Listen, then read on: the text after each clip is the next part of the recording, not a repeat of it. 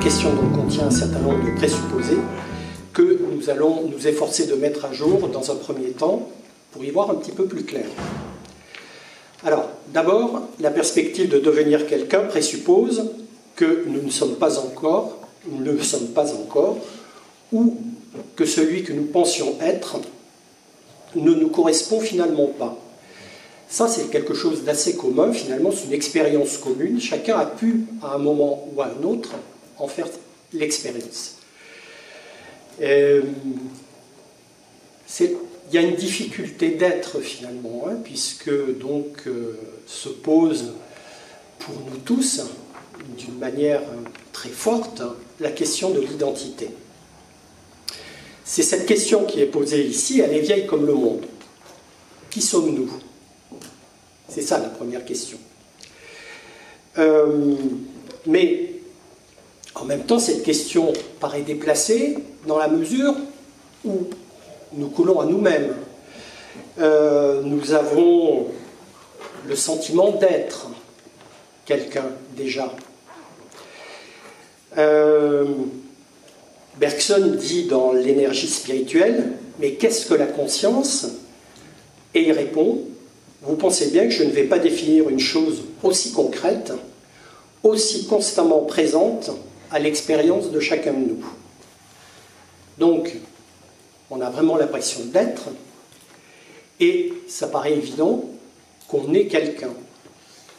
Mais pourtant, il suffit parfois de peu de choses pour faire vaciller cette certitude. Déjà, est-ce que je suis bien celui que je crois être ? Bien souvent, ceux qui m'entourent, les gens qui sont autour de moi, contredisent. Alors parfois, ils vont dans le même sens que moi, mais parfois aussi, ils contredisent la représentation que j'ai de moi. Et qui a raison ? D'une certaine manière, il y a une sorte d'aller-retour entre moi et les autres, où souvent, je suis contredit par les autres par rapport à la représentation que j'ai de moi-même. Et donc, la question est de savoir qui a raison. Quand je suis contredit par les autres, qui a raison? Est-ce que je ne suis pas moi-même? C'est ce que je me dis souvent aussi. Le mieux placé pour savoir qui je suis. Enfin, je suis dans l'intimité avec moi-même, et par conséquent, nul ne semble être mieux placé que moi pour savoir qui je suis. Mais il y a un problème qui se pose ici. C'est que je manque de distance par rapport à moi-même. Autrement dit, je ne me vois pas. Or, pour connaître, il faut créer une certaine distance par rapport à l'objet à connaître. Or, je colle à moi et je suis sans distance par rapport à moi-même. C'est un peu, si vous voulez, quand je lis ce texte que j'ai sous les yeux, si je le rapproche trop de mon visage, je ne vois plus rien. Les caractères deviennent flous. Pour le lire, il faut que je le mette à une certaine distance de moi, et là, c'est parfait. Mais si je le colle sur mon visage, je ne vois plus rien. Eh bien, c'est peut-être aussi ce qui se passe par rapport à moi-même. Je colle à moi d'une certaine manière, je n'ai aucune distance par rapport à moi-même, et donc une réelle difficulté pour me connaître. Donc vous voyez que ce n'est pas si évident. Dans un premier temps, je pense être le mieux placé pour me connaître, et dans un second temps, je m'aperçois que finalement, je manque de distance par rapport à moi-même, et peut-être que les autres me voient mieux que moi, je ne peux me voir, et que par conséquent, je ne peux pas faire comme si leur avis ne comptait pas. Surtout si le jugement qui me revient est désagréable, si vous voulez. Voilà. Donc là, je suis un peu blessé dans mon orgueil, et j'aimerais bien que ce soit l'autre qui ait tort, mais finalement, s'il avait raison. Alors, donc, je manque de distance par rapport à moi-même, et cette distance, cette incapacité de créer une distance par rapport à ce qui est à connaître, est une première difficulté. Mais il y a une deuxième difficulté. Les choses seraient trop simples s'il n'y avait que ça. Bon. Il y a une deuxième difficulté. S'agissant de moi-même, je suis donc à la fois juge et partie. Donc ça aussi, c'est un problème. N'y a-t-il pas le risque, donc ici, d'être un peu trop complaisant par rapport à soi-même? Et ça aussi, c'est une expérience commune. Le développement des réseaux sociaux conduit bien souvent à cela. Il y a beaucoup de gens qui sont extrêmement complaisants par rapport à eux-mêmes et qui, du coup, s'aveuglent un peu sur ce qu'ils sont ou sur ce qu'ils font. Bon. Donc, la question, du coup, me renvoie aux autres. Tout à l'heure, je disais que j'ai des échos de moi-même en moi et par l'intermédiaire des autres. Donc, la question est, les autres sont-ils meilleurs juges que moi-même? On pourrait le penser. Parce que eux, au moins, ils ont un avantage sur moi, c'est qu'ils sont à une certaine distance de moi. Et donc, ils sont en mesure de me voir, alors que moi, je ne me vois pas. Mais n'adoptent-ils pas un biais particulier qui viendrait d'eux et non de moi? Autrement dit, est-ce qu'ils ne projettent pas sur moi des désirs, par exemple, qui leur sont propres? Est-ce qu'ils ne voudraient pas faire de moi ce que eux-mêmes voudraient devenir? Donc, on voit que là aussi, il y a une difficulté. Et donc, si je ne peux me connaître ni par moi-même, ni par les autres, que suis-je? Bon, donc, si je ne suis ni ce que je crois être, par conséquent, ni ce que les autres pensent que je suis, que suis-je, ou plutôt, qui suis-je? Donc, vous voyez que notre réflexion nous conduit, finalement, on n'a pas avancé d'un centimètre. On n'avance pas. Donc, et si je ne suis pas un, peut-être que la réponse qui conviendrait pourrait être « je suis personne ». Au sens aussi de persona, c'est-à-dire que je porte peut-être un masque, justement, et c'est ce masque, un masque social, hein, par exemple, qui pourrait m'empêcher de me voir. Il y a là une sorte de reconnaissance de la difficulté à proposer une définition de mon être propre et de ma personnalité véritable. Eh bien, peut-être que la réponse et que la vérité serait que je n'ai pas d'être propre et que je ne suis rien d'autre qu'un néant d'être, c'est-à-dire un nihil, un rien, quoi, si vous voulez. Hein. Condamné à poursuivre une quête impossible, par conséquent, puisqu'il n'y a pas de réponse. Et dans la mesure, justement, où rien de stable ne se manifeste, à ce moment de notre réflexion, il va bien falloir accepter cela. Je m'échappe à moi-même en permanence, et j'échappe aussi aux autres. Tout comme il m'échappe aussi, d'ailleurs, hein, puisque c'est réversible, si vous voulez. Là, j'ai posé la difficulté de se connaître, mais je pose en même temps la difficulté de connaître les autres, si vous voulez. Hein, pour les mêmes raisons, d'ailleurs, que celles qui m'empêchent de me connaître moi-même et d'être connu par les autres. Bon, est-ce qu'il y a une permanence à laquelle je pourrais m'accrocher? Alors, dans le monde, on pourrait, oui, mais il y a des permanences. On pourrait citer les lois physiques, par exemple. La gravité sera toujours la gravité, même si je ne sais toujours pas qui je suis. Mais n'y a-t-il pas aussi, d'une certaine manière, des permanences sociales? Est-ce qu'il n'y a pas quelque chose dans ma vie qui me permet de me donner une contenance, un statut? J'ose pas utiliser le mot de définition, mais pourquoi pas une définition? Qu'est-ce que ça pourrait être? La place que j'occupe dans la société, mon travail, et me définir par l'intermédiaire du travail que je fais est une tentation très forte. D'ailleurs, la première chose, quand on rencontre quelqu'un, la question qui nous est posée, c'est une question justement qui renvoie à notre statut social. Qu'est-ce que tu fais? Quel travail tu occupes? Quelle est ta position dans la société? À quoi occupes-tu tes journées? Voilà. Bon. Mais là encore, on va voir que ce n'est pas aussi facile qu'on pourrait le penser. Le problème, c'est que nous subissons très souvent cette pression sociale, que nous sommes sous influence. En fait, est-ce que, au fond, ce que nous pouvons définir de nous à travers cette perspective sociale, est-ce que ce n'est pas des stéréotypes sociaux, finalement, hein? Bon, en plus, il y a toutes sortes de déterminismes qui pèsent sur nous. Nous ne choisissons pas toujours notre vie, et dans bien des cas, nous la subissons. Nous nous conformons, au fond, très souvent, nous sommes assez obéissants, hein, nous nous conformons à ce que la société attend de nous. Et là, nous sommes dans la norme. Et donc, par conséquent, ça rassure d'être dans la norme, aussi bien pour nous que pour les autres, puisque une partie du mystère semble éclaircie grâce à cela. Donc, mais le problème, c'est que, donc, encore une fois, cette conformité sociale nous oblige quasiment à porter un masque, ou à porter des masques.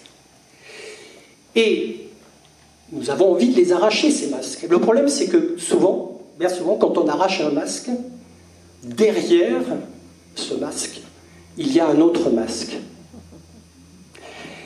Et que, par conséquent, cette tentative de définition par la place sociale que j'occupe, par la posture sociale qui est la mienne, par le travail que je fais, par la place que j'ai dans la société, par le fait que je fais des conférences de philo où j'en fais pas, etc.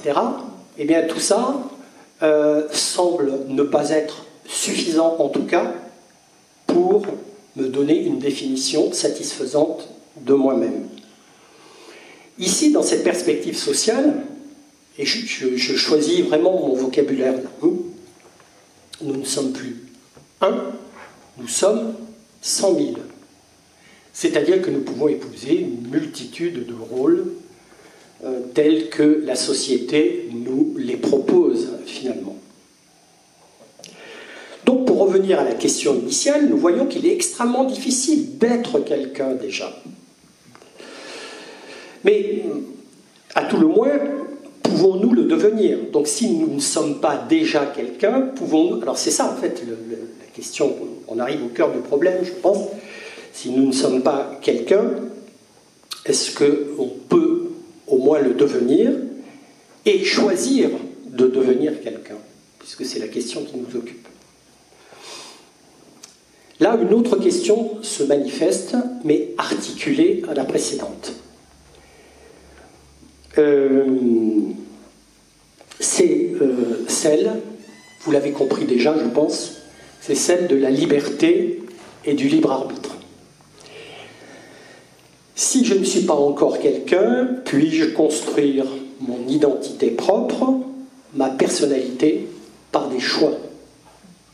Des choix de vie, par exemple, des manières d'être, des comportements, etc. Si j'étais seul au monde, la question pourrait s'envisager immédiatement. Mais je ne peux pas vivre seul, ça nous le savons. La solitude n'est pas une option. Hein. J'en dirai peut-être 2 mots tout à l'heure si j'ai encore un peu de temps. Les autres sont là. L'homme est un être social, l'humain est un être social. Je dois vivre en société. Je ne peux pas vivre seul. Autrement dit, je suis influencé par les autres et par la société, comme on l'a vu. Il y a donc des déterminismes de toutes sortes qui pèsent sur nous. Et donc, on retrouve ici, et c'est un peu le cœur du problème, je pense, hein, l'opposition classique, en philosophie, c'est une opposition classique entre la liberté et le déterminisme. Si je suis déterminé, c'est que je ne suis pas libre. Hein, voilà. Et donc ces déterminismes sont variables. Hein. Il y a des déterminismes sociaux, on l'a vu, il y a des déterminismes familiaux, des déterminismes psychologiques, etc. Hein. Donc, est-ce que je peux procéder à une sorte de création de soi par soi, ou est-ce que, au fond, je suis condamné à l'indétermination et donc à n'être qu'un clone de mon prochain? Voilà. Oui. Vous savez, le mimétisme, René Girard avait étudié ce phénomène, mais ça existe, hein, c'est extrêmement puissant dans la société. Le mimétisme. Voilà. J'ai terminé mon préambule, si vous voulez. Hein. Je ne veux pas parler d'introduction, parce que je n'ai pas envie de vous faire une leçon de concours, si vous voulez.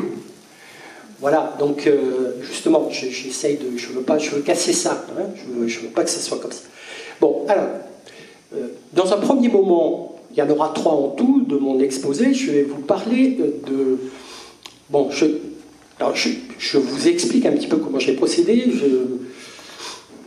J'avais un livre dans ma bibliothèque qui est celui-ci. Un livre de Luigi Pirandello qui s'appelle « 1, personne et 100 000 ».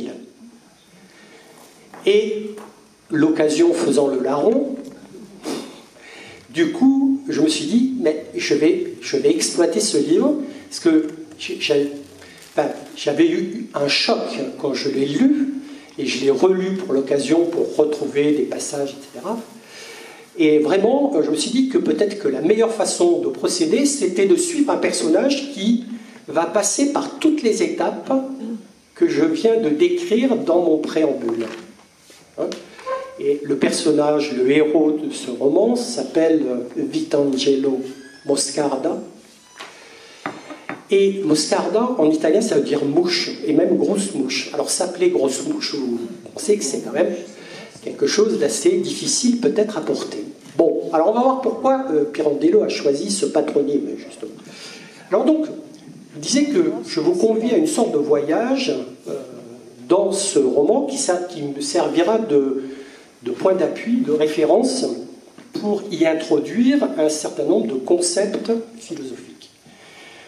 Je n'ai pas voulu être trop abstrait, si vous voulez, donc c'est la raison pour laquelle l'expérience du héros de ce roman me paraît la meilleure entrée pour traiter le sujet que je vous ai proposé. D'ailleurs, ce que va éprouver ce personnage, on l'appelle aujourd'hui le pirandellisme. C'est dire si cet auteur a eu une influence par rapport à ça. Alors, très important, c'est un roman qui a été publié en 1926. Autrement dit, en plein futurisme italien, si vous voulez, un mouvement artistique très puissant, là, qui faisait l'apologie de la vitesse, de la modernité, etc. On verra que j'ai choisi, en fait, je ne sais pas, vous n'allez peut-être pas forcément apprécier, c'est un auteur réactionnaire, Pirandello. Alors, bon, c'est un auteur réactionnaire par bien des aspects. Vous allez voir que son côté réactionnaire aujourd'hui résonne d'une manière tout à fait étrange dans le monde dans lequel nous vivons. Voilà. Alors, ne différons plus les choses voilà, que je voulais dire. Alors, donc en fait, la lecture de ce roman est troublante parce que justement, nous retrouvons à travers une espèce d'incroyable vertige existentiel exprimé par le personnage du roman, nous trouvons donc quelque chose d'extrêmement troublant dans l'expérience même de ce personnage, puisque ce sont des choses finalement que nous avons tous éprouvées à un moment ou à un autre. En fait, c'est une expérience commune, sauf que ici, elle va prendre une tournure extrême. En fait, c'est quelqu'un tout simplement qui va douter de lui-même à un moment donné. Il est bien installé dans la vie, hein, c'est un banquier, et même les gens dans la ville où il habite pensent que c'est un usurier, ce qu'il est réellement, puisqu'il gagne de l'argent en prêtant de l'argent aux autres, et même aux pauvres, sur le dos desquels il s'enrichit finalement. Mais cela lui permet d'avoir une existence bourgeoise de laquelle il est pleinement satisfait. Voilà. Et puis, un jour, alors qu'il se regarde dans une glace, Vitangelo, on va l'appeler Vitangelo, c'est un beau prénom, même si le nom, comme je vous ai dit tout à l'heure, n'est pas aussi agréable. Alors, donc il se regarde dans une glace, chez lui, parce qu'il va sortir, il essaye de voir comment il présente. Il faut qu'il tienne son rang, hein, c'est un bourgeois. Bon. Et puis d'un seul coup, sa femme surgit derrière lui et lui fait remarquer que son nez est tordu. Voilà. Et là, incroyable, ça va plonger notre héros dans un abîme de perplexité. Quoi? J'ai le nez tordu et ça va devenir une obsession. Il ne pensera plus qu'à ça et il cherchera désormais en permanence à se voir, notamment dans des glaces, dans la rue, dans des vitrines, et à chaque fois, il se dit « mais oui, j'ai le nez tordu ». Ça va le plonger donc dans un abîme de réflexion, et donc, il va, peu à peu, à travers ça, commencer à se poser des questions sur lui-même, et il va en venir justement à se demander qui il est. Donc, vous voyez, il suffit de presque rien pour d'un seul coup, ce détail le conduise à une interrogation fondamentale sur son identité. Qui suis-je? Page 21, par exemple, nous lisons ceci. Poursuivant mon raisonnement, je butais contre une nouvelle difficulté. C'est que je ne pouvais pas, en vivant, me représenter dans des actes de ma propre vie, me voir comme me voyaient les autres, me placer en face de mon propre corps et le regarder vivre comme celui d'un étranger. Oui, mais vous allez me dire, il y a le miroir. Sauf que l'image dans le miroir est une image spéculaire, si vous voulez, une image sans distance. Et donc, ça ne me permet pas de me créer une distanciation par rapport à moi-même. Donc, il en vient à se dire que les autres ont un avantage sur lui, c'est qu'il le voit par l'intermédiaire de son propre corps et des postures qui sont les siennes, ou des paroles qu'il prononce, etc. Les autres le voient, et donc peuvent le regarder vivre, ce que lui-même ne peut pas. Et un petit peu plus loin, il dit « impossible d'être son propre spectateur ». Eh bien, à partir de là, il va y avoir une sorte de glissement absolument incroyable qui va petit à petit le conduire vers la folie. Ou en tout cas, quand on se livre à ce genre d'interrogation, on devient déjà immédiatement suspect aux yeux des autres qui commencent à douter de notre santé mentale. Alors, est-ce que c'est lui qui devient fou ou est-ce que ce sont les autres qui commencent à le considérer comme fou? Et notamment sa femme. Sa femme qui est une bourgeoise bien rangée aussi, hein, qui a fait un mariage convenable, hein, on va dire. Alors, donc, à partir de là, on peut se demander si c'est lui qui devient fou, si c'est les autres qui commencent à le considérer comme tel, parce qu'en faisant cela, il va se marginaliser par rapport à la société. Comment douter qu'on est quelqu'un puisqu'on est établi dans la vie, tout le monde nous connaît, tout le monde nous apprécie, etc. etc. Bon. En réalité, Pirandello va ici donc aborder le thème de l'identité. Il n'y a pas besoin d'être fou pour se poser des questions sur soi. Se demander qui on est n'est pas être fou, même si, bon, les autres pensaient déjà que cette question était réglée, si vous voulez. Hein. Donc quand on se la pose, alors qu'on a déjà bien avancé dans la vie, c'est qu'il y a sans doute un problème. Voilà. Et donc, la multiplicité des points de vue que les autres portent sur moi, ils s'en rendent compte, sont tous différents. Bien souvent, on a des angles et des biais différents. Je croyais me connaître, et voilà que d'un seul coup, il se rend compte que l'image que les autres renvoient de lui ne correspond pas à l'image qu'il se faisait lui-même, de lui. Et par conséquent, comme les appréciations des autres sont souvent contradictoires, il finit par ne plus rien y comprendre et par accentuer donc son doute. À la fin du livre 1, il tire les 7 réflexions suivantes. Il fait comme une sorte de résumé de tout ce qu'il vient de vivre et qui va, il le sait désormais, complètement bouleverser sa vie. Premièrement, donc il y en a 7 en tout, je n'étais pas pour les autres celui que j'avais cru jusqu'à présent être pour moi. Première conclusion. Cette découverte le conduit donc à douter de soi, la question de savoir où je dois chercher la vérité sur moi-même. On peut noter ici une tendance à se montrer complaisant vis-à-vis de soi-même, à se bercer d'illusions, etc.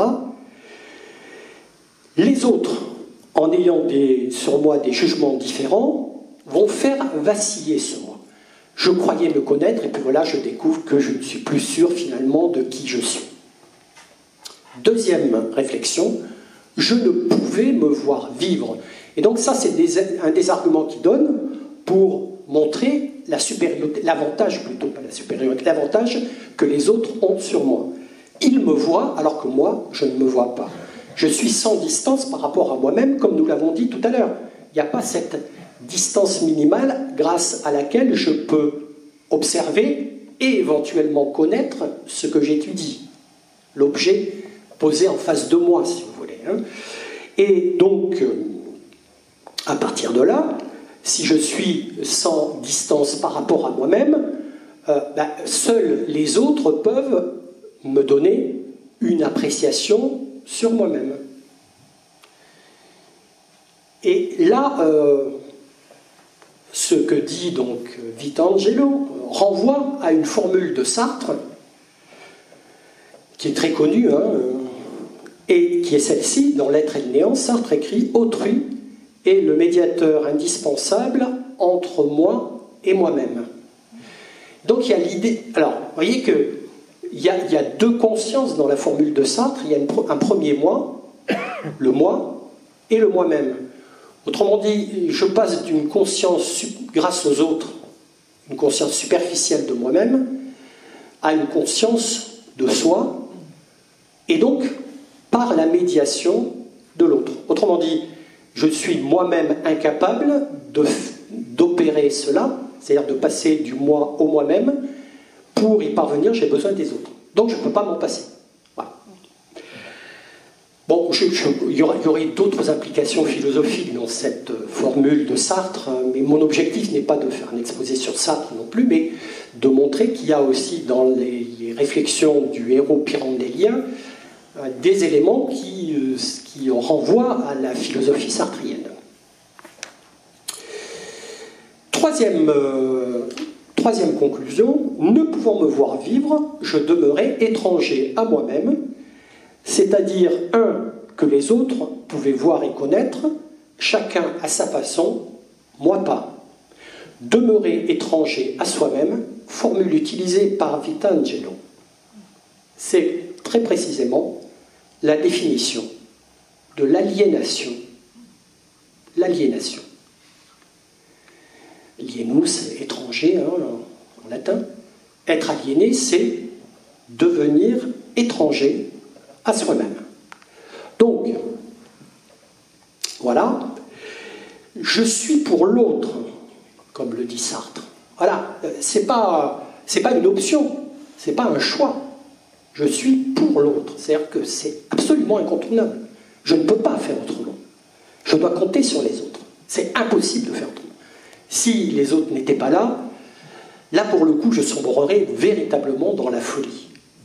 La solitude est destructrice, nous le savons. Bon, vous avez parlé de Robinson Crusoe il y a 2 ans, je crois, et le livre de Michel Tournier, Vendredi ou les lames du Pacifique. D'accord ? Voilà. Je suis pour l'autre, comme le dit Sartre. Je deviens objet donc aux yeux d'autrui, qui fige par là mes possibilités. Il y a donc là quelque chose de contraint, de conflictuel. Je ne peux pas échapper à autrui, comme la mouche. Moscarda veut dire mouche en italien, ou plutôt grosse mouche. Prise dans une toile, ne peut échapper donc à l'araignée qui vient le dévorer. Il y a là quelque chose d'absolument inéluctable. Quatrième réflexion. Il m'était impossible de me mettre en face de cet étranger pour le voir et le connaître. Je pouvais me voir moi, mais non le voir lui. Cet étranger en moi, en fait, est sans distance. Donc impossible, en effet, d'en savoir quelque chose, sinon par les autres. Même le miroir me renvoie une image neutre, impénétrable. Donc, impossible, d'une certaine manière, d'avoir le moindre retour sur moi. Dans la cinquième réflexion, Pirandello écrit « Mon corps, si je le considérais du dehors, était pour moi comme une apparition de rêve, une chose qui n'avait pas conscience de vivre et qui demeurait là, attendant que quelqu'un s'en empare. Cette image est saisissante. Là encore, on note une puissante anticipation chez Pirandello des thèses sartriennes. Sartre écrit en effet dans L'être et le néant « La nature de mon corps me renvoie à l'existence d'autrui et à mon être pour autrui. Je découvre avec lui un autre mode d'existence aussi fondamental que l'être pour soi et que je nommerai être pour autrui. Nous sommes donc, selon Sartre, pour l'autre. Cette objectivation par le regard d'autrui me force à me voir tel que je suis à un moment donné. C'est ça qui va faire horreur à Vitangelo. Il découvre ce vide d'être, ce déficit ontologique, cet échappement perpétuel à soi-même, cette incapacité d'être soi, sinon englué dans le regard de l'autre, comme quand je suis surpris en train de regarder par le trou d'une serrure. En effet, c'est par l'intermédiaire du regard de l'autre que je prends conscience, à un moment donné, de ce que je suis pour l'autre. Et évidemment, à partir de là, un sentiment va se manifester qui est celui de la honte. J'ai honte, écrit Sartre, parce que je suis pris comme une toile d'araignée, comme dans une toile d'araignée, je suis pris dans le regard de l'autre. Je suis englué dans ce regard, et finalement, la honte, comme le dit Sartre, est reconnaissance.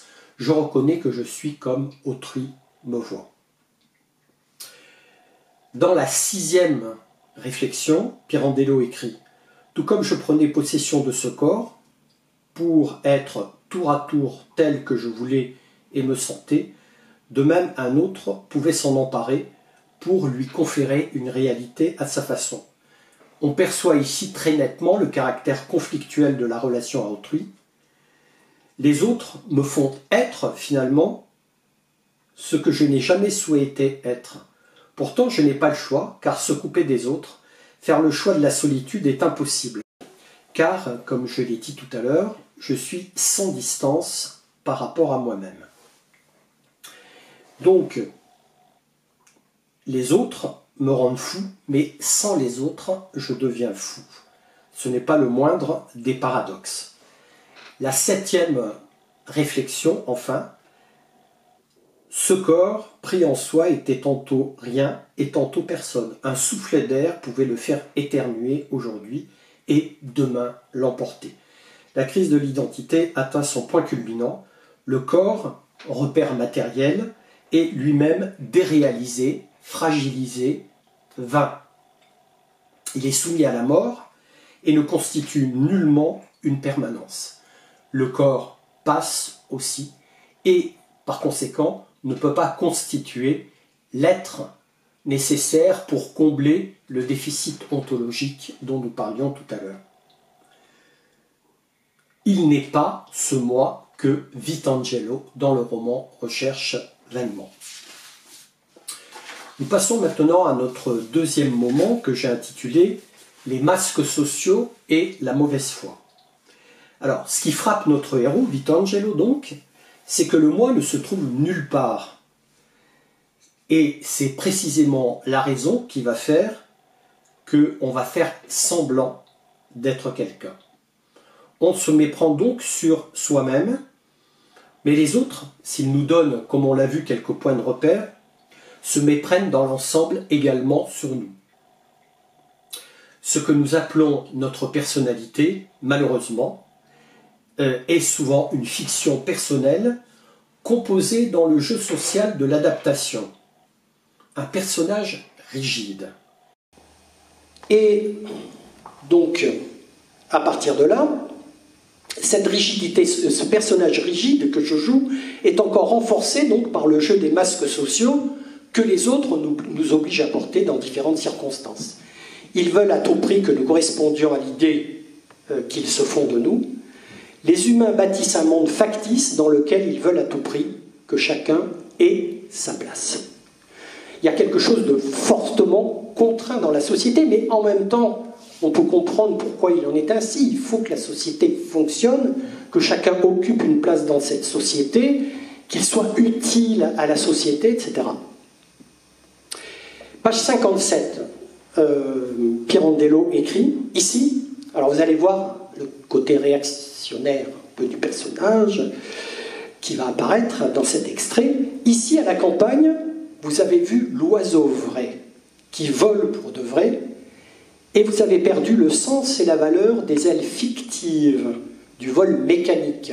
On est en 1926, il y a déjà l'aviation, il y a eu la Première Guerre mondiale a permis de développer les biplans, etc. Il y a déjà une aviation commerciale à cette époque.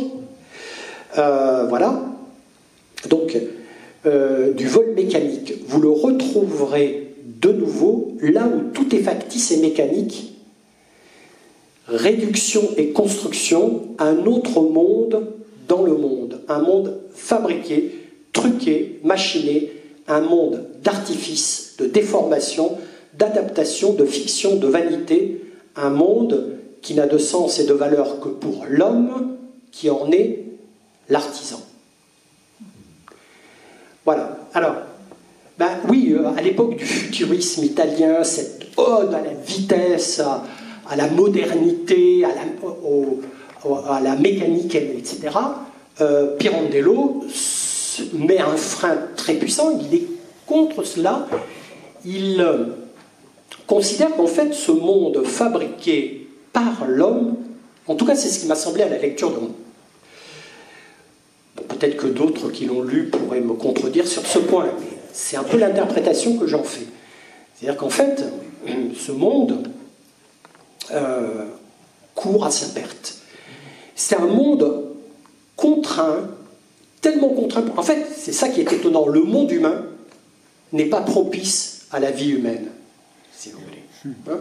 Le monde humain n'est pas propice à la vie humaine, puisque cette vie humaine, c'est quelque chose que nous avons créé de toutes pièces, et qui plus est, en nous opposant à la nature, ou en la détruisant.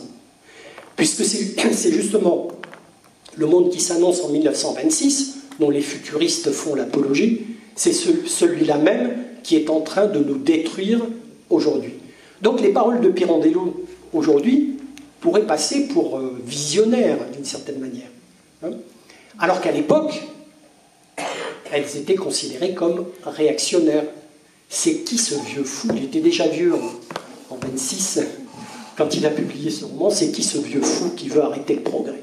Enfin, quand même, voilà. Alors,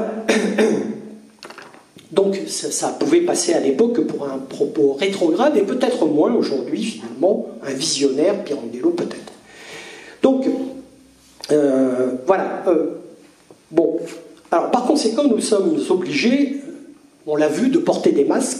Il y a une pression qui fait que nous sommes obligés de faire semblant, de croire que nous avons une définition, que nous sommes déjà quelqu'un, par la place que nous occupons dans la société, par exemple,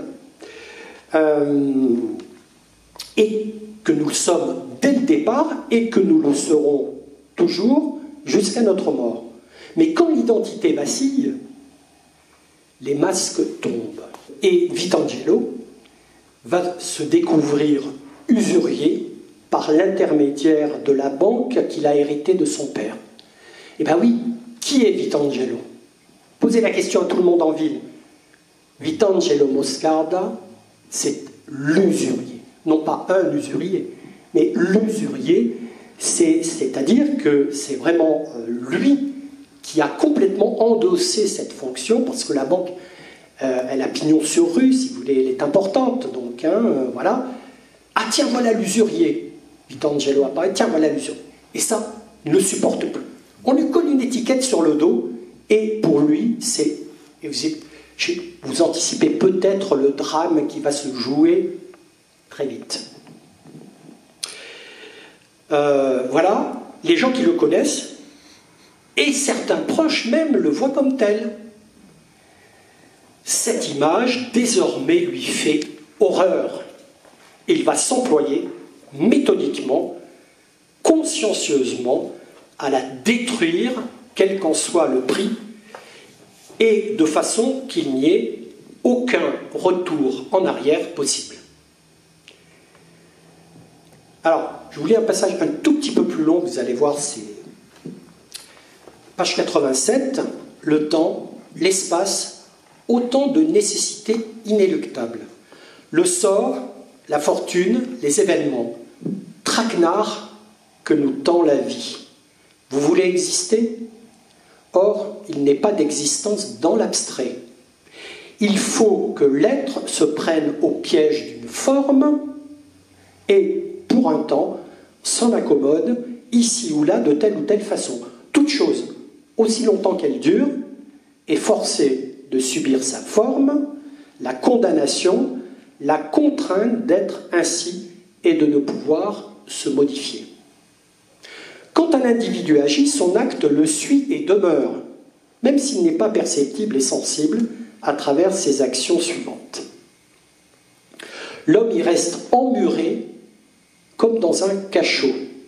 Si vous êtes marié, ou même dans l'ordre matériel, si vous avez volé, et que vous avez été surpris, si vous avez tué, les conséquences de vos actions vous envelopperont en spirale, vous étoufferont de leurs tentacules, et vous sentirez peser sur vous, atmosphère dense, irrespirable, la responsabilité que vous avez assurée de ces actions et de leurs résultats involontaires ou imprévus. Comment vous en libérer désormais ? Bon, ben voilà, c'est dit là, si vous voulez. Donc, vous voyez que dans les trois exemples qu'il prend, il y a le vol, le meurtre et le mariage. C'est, voilà, avec cette idée d'une cage dans laquelle finalement je m'enferme. Ben oui, parce que si je fais le choix de me marier, ou d'ailleurs, si je fais un choix inverse, mais peu importe, il y a des choses contraintes qui apparaissent d'un seul coup, et finalement m'enferme dans une sorte de cage de laquelle je vais avoir le plus grand mal à sortir. Il y a toute une réflexion sur la vie conjugale dans le roman de Pirandello. Et sur le fait qu'il va découvrir sa femme, vous allez voir, sous un nouveau jour, notamment. Alors, l'enjeu apparaît très clairement, nos vies relèvent... C'est quoi ça ? C'est de l'aliénation. Voilà. Il dit clairement que bon, évidemment, quand je tue ou je vole, mais je me marie, c'est une forme d'aliénation.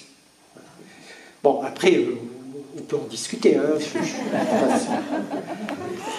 Là, je me contente de traduire la pensée de Pirandello. Hein. Alors, donc, nos vies relèvent de l'aliénation et non de la liberté. Nous subissons des vies que, le plus souvent, nous n'avons pas choisies. Mais le pire, c'est que nous pensons que ces vies ont quelque chose d'inéluctable. Et finalement, nous finissons par nous y complaire. Bon, ben voilà, c'est comme ça. Peut-être que c'était mon destin. Il faut que je l'accepte.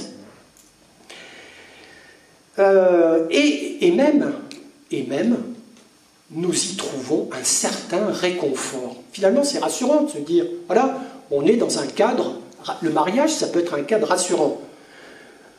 Peut-être que la prison aussi pour le voleur, je ne sais pas. Mais peut-être. Ou l'assassin. Mais il restera plus longtemps, sans doute.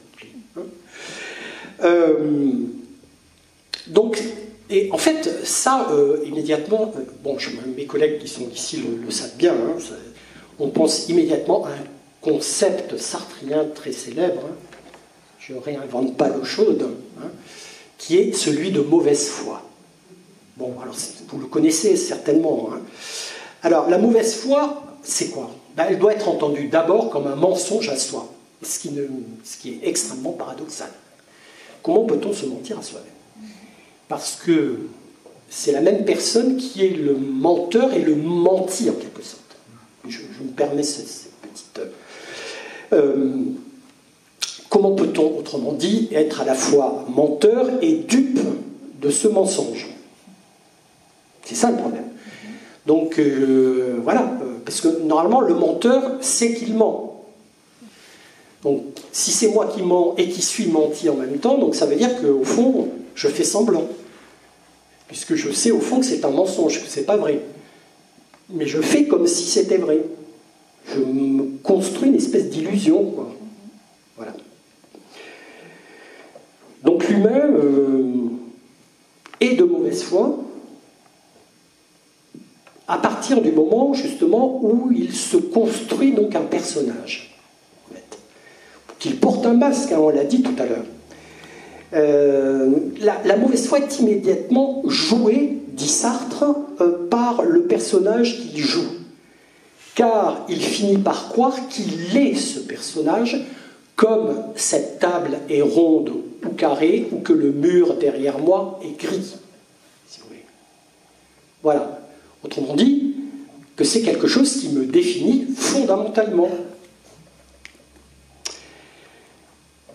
Mais la conscience, on l'a vu déjà tout à l'heure, la conscience ne peut pas s'enfermer dans une définition, puisque justement, c'est un néant d'être, elle échappe à toute définition. On l'a vu tout à l'heure. C'est ce que Sartre appelle le caractère transcendant de la conscience. Toujours incapable, on l'a vu aussi tout à l'heure, de coïncider avec elle-même, et donc libre. Parce qu'en fait, dire que la conscience est un néant d'être, c'est dire qu'elle est libre, en fait, en réalité. Ce qui est libre ne peut pas être défini, si vous voulez. Vous comprenez? Bon, on pourra en rediscuter tout à l'heure, si vous voulez. Hein. Et en plus, ils projettent cette mauvaise foi sur les autres, voulant à tout prix qu'ils entrent aussi dans une case et qu'ils correspondent à une définition. On a vraiment l'impression que c'est un jeu de dupes. Hein, je suis dupe de moi-même et dupe des autres aussi, comme les autres sont dupes d'eux-mêmes et de moi. Donc ils correspondent à une définition. Pourquoi? Alors pourquoi est-ce qu'on se complaît là-dedans? En fait, parce que c'est ça le problème. Finalement, on se rassure comme ça. Et bien pourquoi? Parce que ça rassure, justement. Et si ça rassure, c'est que la liberté, et c'est pourtant comme ça qu'il faudrait que je me définisse, mais ce n'est pas une définition, la liberté, justement.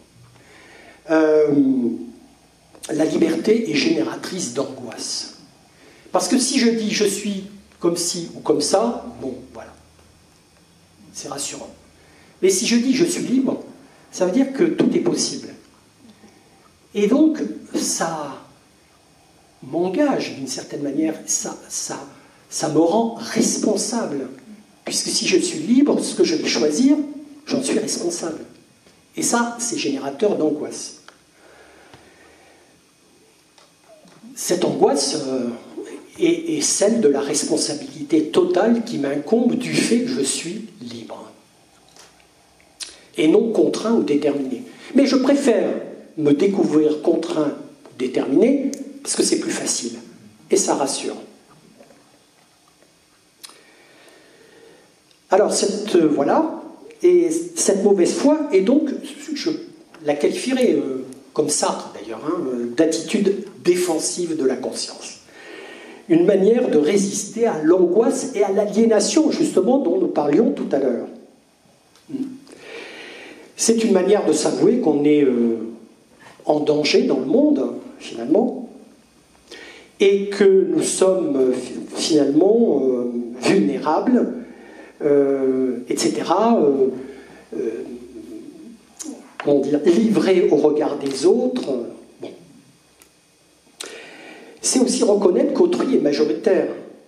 hors de moi, bien sûr, mais aussi en moi. Puisque qu'est-ce que je découvre en moi quand j'essaie de faire une introspection?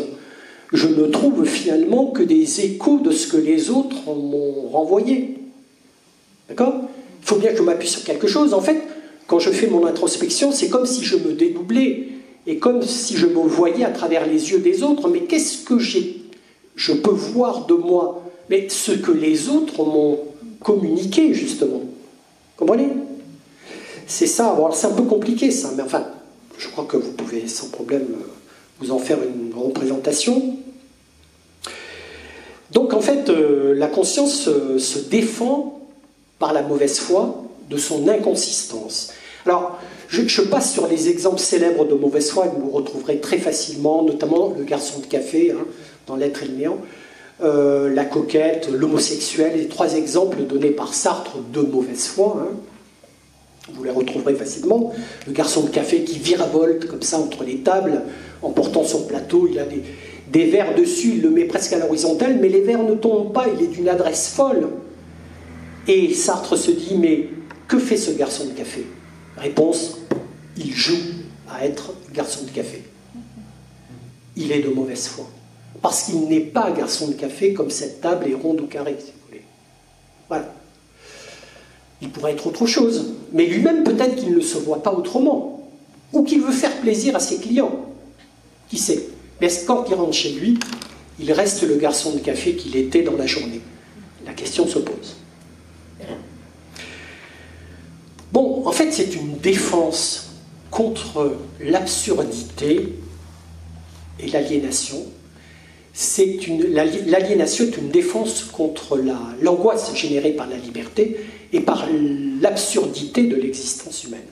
Le fait qu'elle n'a pas de sens a priori, que c'est finalement moi, être libre, par mes choix, qui suis susceptible de lui en donner un. Donc, voilà, je dépends d'autrui, donc on l'a vu déjà hein, dans mon être même. La conscience se défend de sa propre inconsistance parce que, on l'a dit tout à l'heure, elle n'a rien de substantiel, c'est pas une chose, même pensante. La conscience, alors elle a une consistance, alors pas une inconsistance, je dirais une consistance fantôme. Une consistance fantôme, parce qu'il y a bien, voilà, quelque chose qui flotte là, on ne sait pas quoi, mais ça flotte. Une consistance fantôme, et la conscience, donc, par la mauvaise foi, essaye de donner une consistance fantôme à cette conscience qui nous échappe parce qu'elle est libre. Donc l'autre, par le regard qu'il porte sur moi, me voit comme je suis, mais cet être que je suis, je le suis pour autrui et non pour moi. Et c'est cela qui mine Vitangelo dans le roman de Pirandello. Je suis enfermé en quelque sorte dans la conscience d'autrui. C'est une aliénation de laquelle on ne peut pas sortir. Alors, question, et je vais aller vers mon final, sommes-nous condamnés à une vie inauthentique? Parce qu'au fond, c'est ça le point de notre réflexion, c'est ça. Finalement, la seule chose substantielle à laquelle je peux m'accrocher, c'est la mauvaise foi. Et cette consistance fantomatique que je me donne à travers la mauvaise foi, mais c'est tout. Donc il n'y a pas de vérité autre sur moi-même au point de notre réflexion que celle-là. Et donc c'est difficile. Donc autrement dit, pour être quelque chose, je suis condamné à une vie inauthentique, je suis condamné à être ce que je ne suis pas. Ben oui, garçon de café, etc. Ben bon, voilà. La coquette a déjà cédé sa avance au désir de son partenaire, par exemple, mais elle veut faire comme si ce n'était pas le cas, et donc là aussi elle est de mauvaise foi. Bon, alors je ne vais pas développer plus loin ces exemples.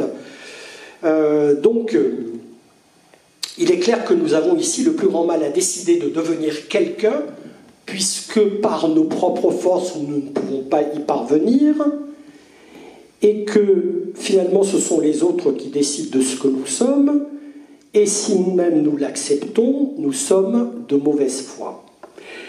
Il y a une forme de complaisance ici vis-à-vis de soi-même aussi, puisque je peux décider de paraître comme autrui voudrait que je sois. D'accord? Et que, donc, pour plaire à autrui, eh bien, je me conforme à ce qu'il attend de moi. Mais là aussi, c'est inauthentique. Voilà. Alors, une vie authentique, par contraste, serait celle qui accepterait que toute existence doit composer avec la liberté. Alors, peut-être que là, on tient quelque chose, justement, ce qui va me permettre de passer à mon troisième et dernier point. Donc, Vitangelo, après le constat fait de son enfermement dans la conscience des autres, décide de se libérer. Alors là, il va y avoir du sport, vous allez voir. De briser les chaînes, donc, parce qu'il en a marre. Alors, voyez, c'est une crise existentielle. Je ne veux plus être comme les autres voudraient que je sois, ou l'image que les autres ont de moi qui ne me correspond pas. Et notamment, je n'en ai pas parlé volontairement pour en parler un peu plus ici, l'image qu'il a auprès de sa femme, qui utilise un petit nom pour le qualifier, Jean G, et qui, pour Vitangelo, en fait, correspond à l'image que sa femme se fait de lui, celle d'un parfait imbécile. Voilà, celle d'un parfait imbécile. C'est-à-dire qu'elle le considère un peu comme quelqu'un d'irresponsable et qui doit se conformer à ce qu'elle lui demande de faire. Et jusque-là, Vitangelo avait obéi sans problème. Mais là, il décide, non, il y en a marre. Ça suffit. Bon. Alors, cette crise, à la fin du roman, qui va conduire à tout un tas de péripéties extraordinaires, c'est une crise qui se déploie en 3 moments clés. Vitangelo décide de se défaire de sa réputation d'usurier, puisqu'il est, donc, comme on l'a vu précédemment, l'héritier d'une banque. C'est son père, en fait, qui a créé cette banque, mais lui, il ne fait rien, parce que finalement, il a délégué donc, la gestion de la banque à des administrateurs qu'il paye, et lui, bon, il va de temps en temps signer des papiers, mais ça s'arrête là. Et donc, mais il est, comme je vous l'ai dit tout à l'heure, l'usurier, quoi. Quand il se promène en ville, tout le monde, personne ne l'appelle par son nom, mais tout le monde, ah tiens, voilà l'usurier. Voilà l'usurier. Bon. Alors, il échafaude un plan. Il a des locataires qui ne payent pas de loyer, parce que son père, qui était lui-même usurier, donc, très porté sur l'argent, avait, par moments, des élans de générosité, et il avait décidé donc de prêter une maison à un couple de gens pauvres qui n'avaient pas les moyens de payer le loyer. Il a décidé de les loger gratuitement, alors que l'argent était sa raison de vivre. Bon. Et c'est souvent le cas d'ailleurs de ceux qui font profession de gagner beaucoup d'argent. Ils sont souvent quelques élans de générosité qui ne sont que de façade, bien sûr. Bon. Alors, il va à la banque. Déjà, il y a un esclandre parce qu'il contredit un des administrateurs qui était en train d'admonester un subordonné. Et donc, il décide, il dit donc aux administrateurs, écoutez, et je crois qu'il y a un couple là que nous logeons gratuitement. Ben, je voudrais les faire expulser. Ah, bon. Mais pourtant, votre père... Ah non, non, non, allez-y. Ok. Dans le même temps, il se rend chez un notaire et fait les papiers nécessaires pour effectuer une donation à ce couple dans le besoin. Et donc, le jour de l'expulsion, il pleut, la police est là, et les meubles misérables de ce couple sont jetés dehors, sous la pluie, eux-mêmes sont évacués par la maréchaussée, et à ce moment-là, le clerc de notaire arrive et annonce qu'ils viennent de faire l'objet d'une donation de la part de Vitangelo. Pourquoi il a fait ça? Parce qu'il voulait mettre en scène la destruction de l'image d'usurier qui lui collait à la peau. Voilà. Y est-il parvenu? Mais les choses ne se passent pas vraiment tout à fait, parce que même devant cette péripétie, ce volte-face incroyable, les gens continuent à lui en vouloir et il continue à garder malgré tout cette image d'usurier. Donc, qu'est-ce qu'il va faire? Il va décider d'aller plus loin, de tout liquider. C'est la seule manière de casser définitivement cette image. Il y a un deuxième moment clé à la fin du roman, c'est une petite chienne adorable que sa femme lui demande d'aller de promener de temps à autre. Et puis un jour, donc justement, après l'esclandre qu'il a fait à la banque, et donc la donation comme ça, bon, après les administrateurs commencent à trembler parce qu'ils disent mais s'il commence à donner les choses comme ça, où est-ce qu'on va aller? Bon. Et donc sa femme lui dit bon, écoute, t'as fait une bêtise, là voyons, etc. Écoute, va prendre l'air, va promener la petite chienne. Il va promener la chienne et puis il arrive dans une espèce de square comme ça, puis la chienne vient vers lui, s'arrête et le regarde droit dans les yeux. Et là il craque. Il donne un coup de pied à la pauvre bête parce qu'il ne supporte pas son regard. Et elle pousse un cri et se met à boiter parce qu'il a tapé fort. Mais quelques instants plus tard, elle revient comme si de rien n'était. Voilà. Je vous décris ce qui se passe dans le roman et je le livre à votre réflexion. Et donc, voilà. Ça veut dire que le regard d'un chien, ça pèse aussi. Même ce regard-là, il ne le supporte pas. Mais c'est troublant, le regard d'un chien aussi. Hein. C'est troublant. Bon.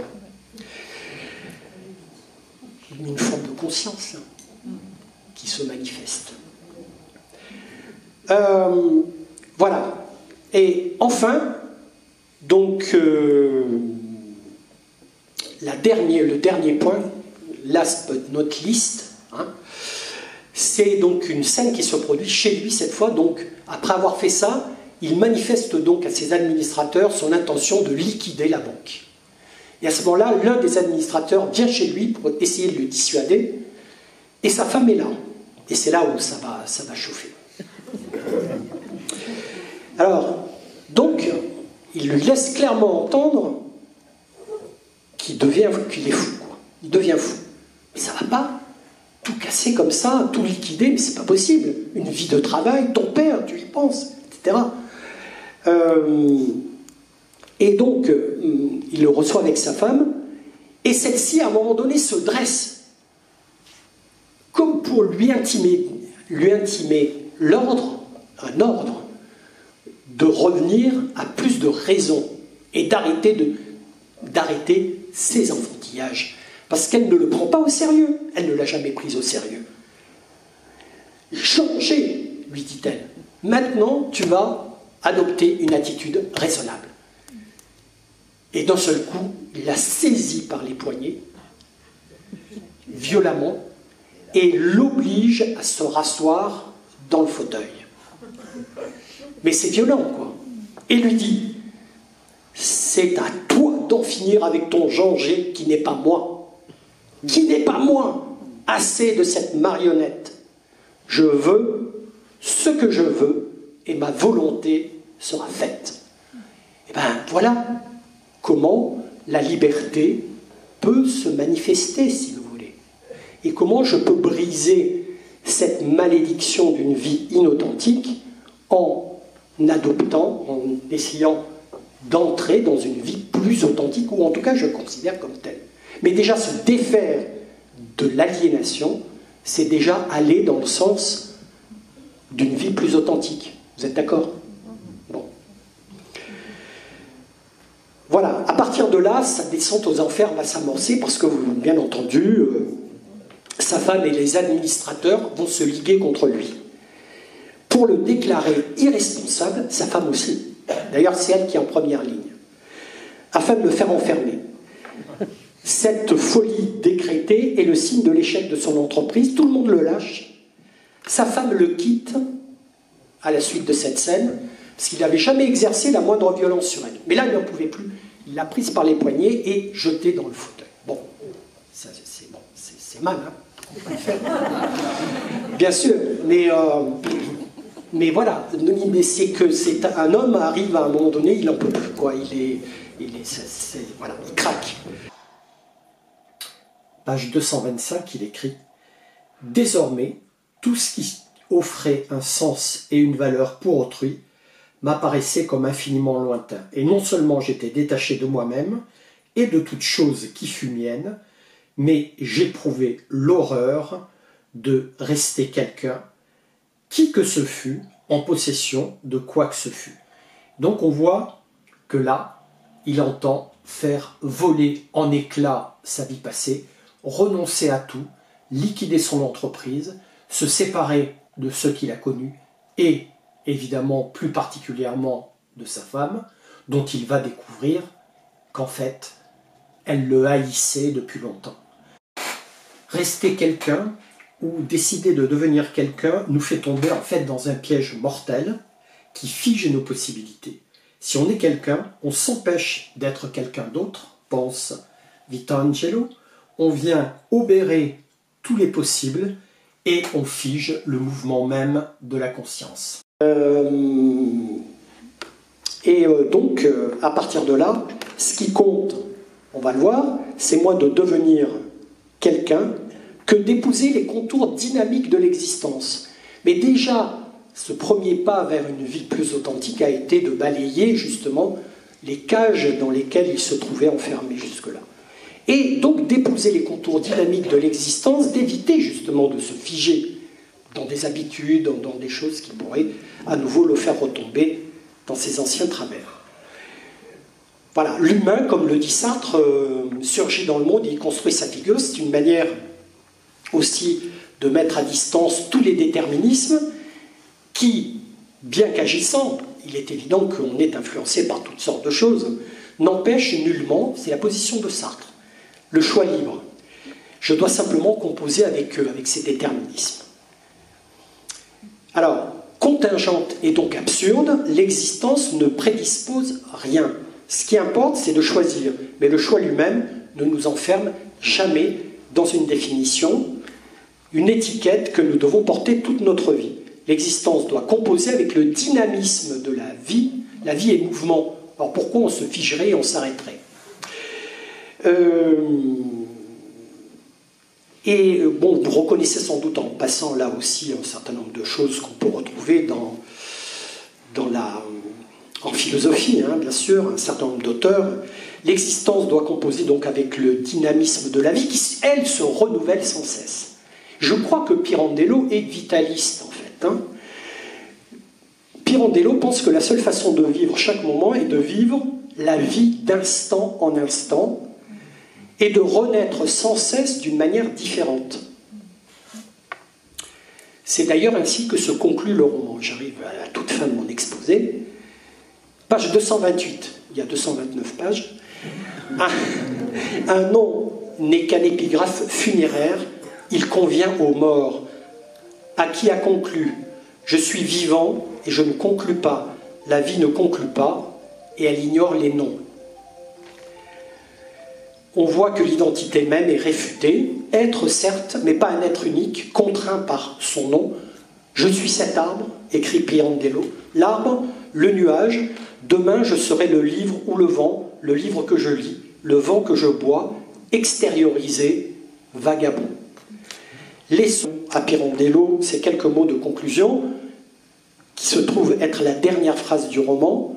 Alors je vous les livre non pas comme une vérité à laquelle je serais parvenu, mais je vous les livre comme pouvant donner lieu à une discussion possible, bien entendu. Hein, voilà. Moi-même, je suis pas forcément dans la même perspective que Pirandello, mais c'est très intéressant par ailleurs. Pensez à la mort, priez. Il est des âmes pour lesquelles ce besoin existe encore, et les cloches se font leur voix. Pour moi, je ne l'éprouve plus, car à chaque instant, je meurs et renais, neuf et lavé de souvenirs, dans mon intégrité et vivant, non plus en moi, mais en toutes les choses extérieures. Il s'est enfin débarrassé du poids de cette intériorité à laquelle il n'a pas pu finalement accéder, mais qui n'existe peut-être pas, justement. Hein. Sartre disait que tout est dehors. Bon. Alors, la conscience, ce n'est que le dehors d'elle-même.